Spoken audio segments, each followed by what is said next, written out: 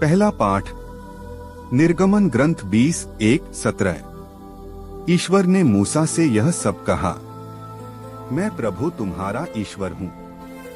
मैं तुमको मिस्र देश से गुलामी के घर से निकाल लाया। मेरे सिवा तुम्हारा कोई ईश्वर नहीं होगा। अपने लिए कोई देव मूर्ति मत बनाओ। ऊपर आकाश में या नीचे पृथ्वी तल पर या पृथ्वी के नीचे के जल में रहने वाले किसी भी प्राणी अथवा वस्तु का चित्र मत बनाओ। उन मूर्तियों को दंडवत कर उनकी पूजा मत करो, क्योंकि मैं प्रभु तुम्हारा ईश्वर ऐसी बातें सहन नहीं करता जो मुझसे बैर करते हैं। मैं तीसरी और चौथी पीढ़ी तक उनकी संतति को उनके अपराधों का दंड देता हूँ।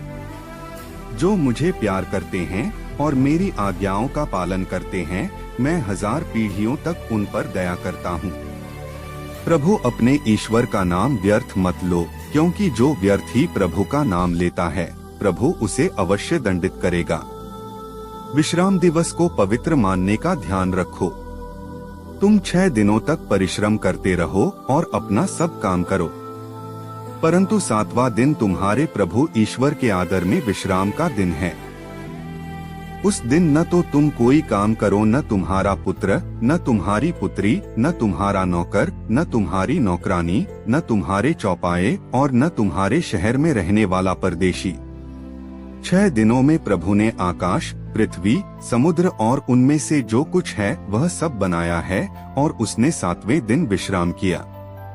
इसलिए प्रभु ने विश्राम दिवस को आशीष दी है और उसे पवित्र ठहराया है। अपने माता पिता का आदर करो, जिससे तुम बहुत दिनों तक उस भूमि पर जीते रहो जिसे तुम्हारा प्रभु ईश्वर तुम्हें प्रदान करेगा। हत्या मत करो। व्यभिचार मत करो। चोरी मत करो। अपने पड़ोसी के विरुद्ध झूठी गवाही मत दो। अपने पड़ोसी के घर बार का लालच मत करो। न तो अपने पड़ोसी की पत्नी का, न उसके नौकर अथवा नौकरानी का, न उसके बैल अथवा गधे का, उसकी किसी भी चीज का लालच मत करो।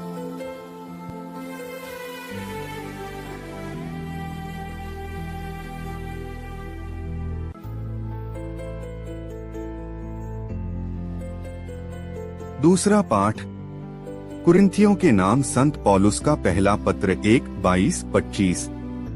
यहूदी चमत्कार मांगते और यूनानी ज्ञान चाहते हैं, किंतु हम क्रूस पर आरोपित मसीह का प्रचार करते हैं।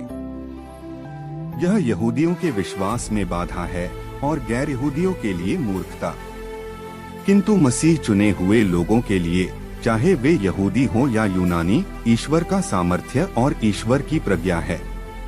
क्योंकि ईश्वर की मूर्खता मनुष्यों से अधिक विवेकपूर्ण और ईश्वर की दुर्बलता मनुष्यों से अधिक शक्तिशाली है।